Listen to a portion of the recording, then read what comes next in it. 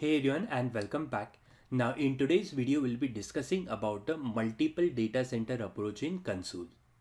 So before we discuss more about it, let's quickly revise our concepts on the Consul data center.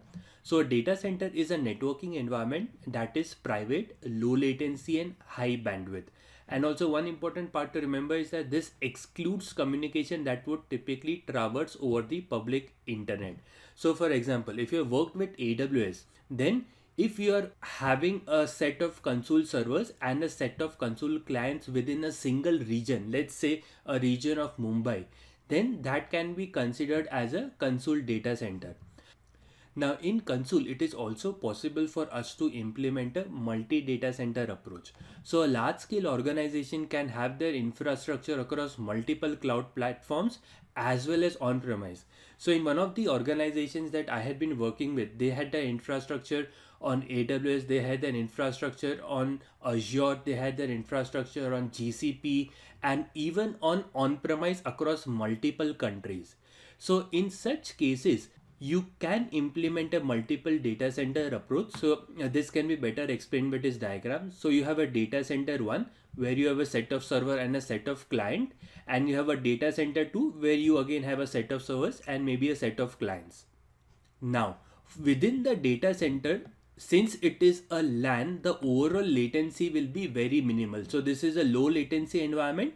However, when you discuss about multi data center approach, then it typically goes through a WAN, which is a higher latency. So you have an internet that comes into picture.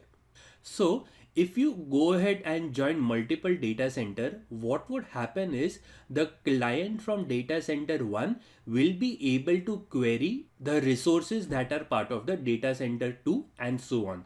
So let's assume that there is some key value stored which is being stored in the server associated with the data center 2. So the client from data center 1 will be able to fetch the information of that key value which is stored in data center 2 and use it accordingly.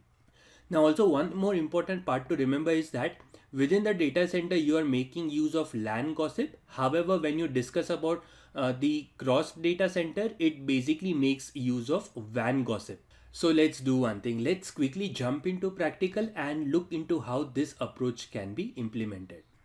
So for today's video, just for simplicity, we'll be making use of Consul 01 as a server in a data center 1 and a Consul 02 as a server in data center 2. Similar to the diagram, we'll have one server in the first data center, second server in the second data center. We'll look into how we can join it, and we'll look into how resources can be retrieved across data centers as well.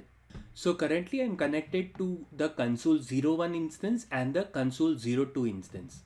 So what we'll be doing is the Consul 01 instance will be adding as part of the data center 1. So it will be one of the servers in data center 1, and the Consul 02 will be one of the servers in data center 2. Now after both of the servers in two different data centers are launched, we'll look into how we can connect them and also reference to the cross data center resource. Now if you look into the consul.d directory of Consul 01, we just have one file which is consul.hcl. So let's quickly do a cat on this.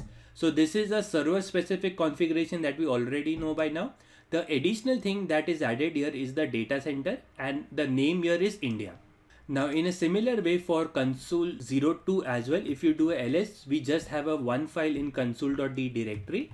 And if I quickly do a consul.hcl, again this is a server specific configuration here, and within the data center you have a name of Singapore. So let's do one thing. Let's go ahead and quickly start Consul in both of this instance, and let's copy the IP address of Consul 01. I'll paste it here, and I'll copy the IP address of Consul 02 and I'll paste it here. So as expected, the GUI for both of them are working. And if you look here, earlier in the default settings, it used to come as DC1. However, this time it is coming as India for the Consul 01, and it is coming as Singapore for the Consul 02, and both are independent servers. So one is running in the India data center, second one is running in the Singapore data center. Now, the next important step is on how we can join these two data centers so that the cross data center specific resource can be referenced to. So coming back to our nodes, I have already added the configuration of both the server 1 and server 2, so you can easily reference this for your setup. Now the second part here is to join both of the data center. Now the command is very simple. All you have to do is you have to run the console join followed by WAN, and you can specify the IP address of one of the servers. So let's quickly try it out. Now within the console 02, when you run console members -WAN, you will see that you only have one node that is part of it. So let's quickly join the data center. So we'll join the console 02 with console 01. So I'll say console join WAN followed by the IP address of the console 01.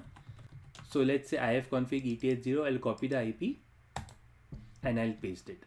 And it's that simple. So here you see it says you have successfully joined the cluster by contacting one node. So if you run this console members -WAN command yet again, here you see that you have a Singapore node and you also have a India node. Now you can also run console catalog data centers to see the list of data centers that are available. So just to reiterate, the console members WAN command will not directly give you the list of just the data center. However, the console catalog data center will only give you the list of data center here. Now coming back to the console 01 GUI, let me refresh the page now. So here you see you have a drop down. So you can go to either an India data center or a Singapore data center. So let's try one thing. So within the Singapore data center server, let's go ahead and create a key value pair here. Let's call it as DC and I'll name it as Singapore. Great. So from the console 01, which is in the data center of India, let's switch to the Singapore data center. Let's go to the key value, and here you see you are able to successfully retrieve the value associated with this data center here.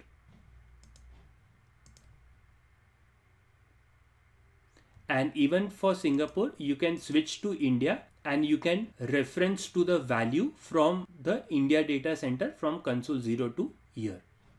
Now along with that, you can also verify through the API request. So if we quickly do a curl on the KV followed by the DC, let's try it out.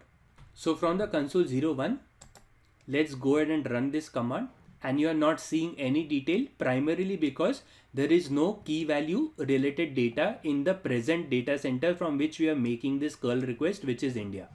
So for simplicity, let's do one thing. Let's also store some data within the key value here. I'll say DC and let me just call it as India. Now if you make a curl request, you see that you are getting a value. So this is specific value over here. So for this value, let's quickly do a echo with a base 64 decode, and you are getting the result of India. Now you can run the same command with DCS Singapore. This time here you got a different value. Let's do a echo on this specific value with base 64 decode, and now you see you get a Singapore. That's great. So I hope at a high level overview you understood the basics of multi-data center approach and also how we can go ahead and join it. Now a few important pointers that you need to remember here. First one is that all the server nodes must be able to talk to each other, otherwise the gossip protocol as well as RPC forwarding will not work. Second is, in general, the data is not replicated between console data center. When a request is made for resource in another data center, the local console server forwards an RPC request to a remote console server for that resource and returns the result. So in this diagram, this can be better understood. So a server in the data center 1 can go ahead and do a remote forwarding of RPC from the server of DC1 to the server of DC2. It can fetch the result and send it back to the client. Great. So I hope with this you understood the basics of multi-data center approach.